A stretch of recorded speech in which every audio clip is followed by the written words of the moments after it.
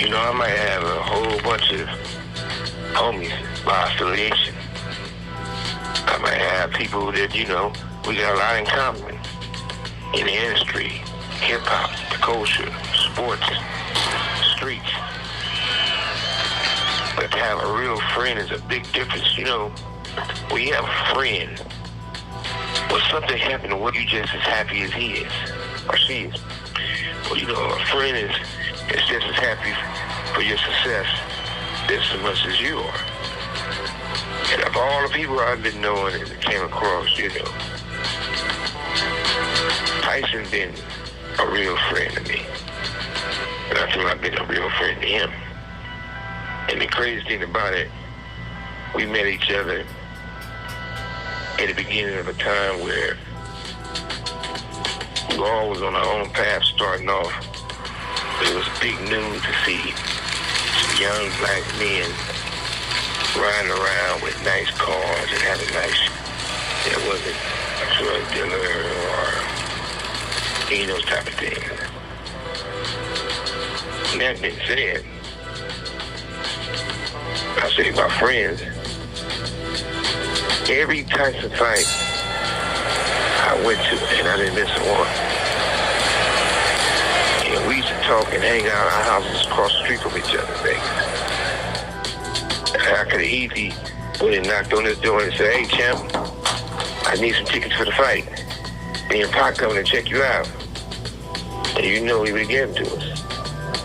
But I never did that. I don't care fuck if I spend $50,000 or $100,000.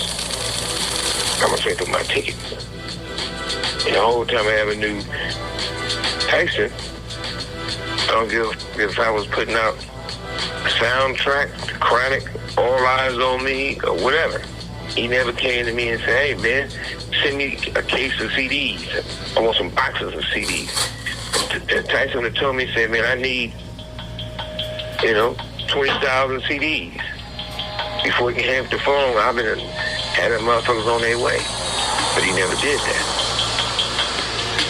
Because as a friend, it's not what you do for a person. It's how much you respect that person.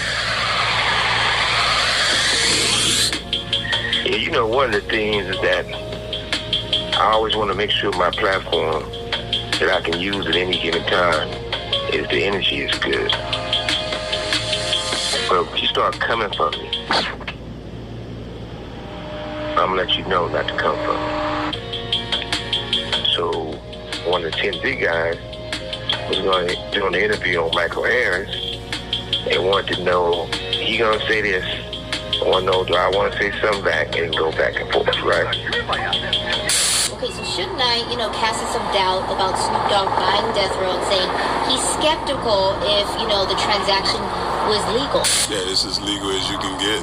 Trust me, Death Row is real. Snoop Dogg's purchase of Death Row is a legitimate transaction. I said, no, that ain't my style, number one. I said, when it's supposed to be happening? And they say on Martin Luther King's birthday, on the holiday of Martin Luther King. I said, that sounds like some racist to me. I said, but at the same time, whatever he say, he says. I'm not here to compete or I'm not here to compete with nobody. Or I had nothing bad to really say about him, right? But to do it on Martin Luther King's birthday, I thought was crazy. And at the same time, I told him, I'm not Shantae Roxanne, so I ain't gonna be doing no back and forth who's the real Roxanne.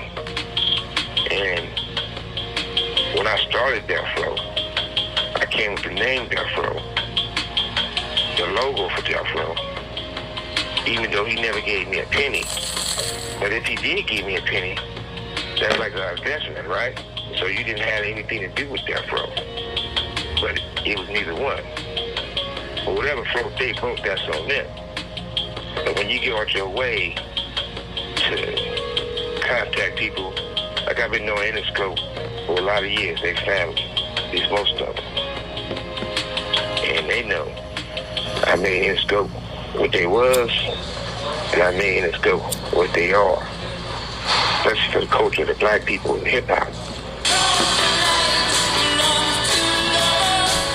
on some rock and roll, and so did Pac. That being said, they was told that they gonna do a big deal in Interscope for all this money for Death Row, with Snoop and Michael Harris. Interscope was questioning about that. They said, no, you know, should have did this, should have did that. They said, well, we don't want to be involved if you're not good with it. Then they wanted to know, was I good with it? I said, look, they can badmouth me all they want to, but I draw a line in the sand. They on one side, I'm on the other.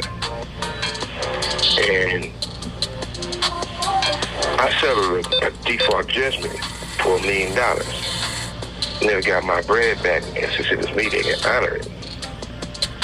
But at the same time, I was backing off of suing these people. But now the lawyer is stepping into it with a RICO lawsuit. And since the same people who committed fraud against me, they put Death Row in a situation. Now Interscope doing business with them. The lawyer's gonna start taking all those guys in the Interscope deposition, including Jimmy Iovine, so they could thank Michael Harris and Snoop for that. But at the same time,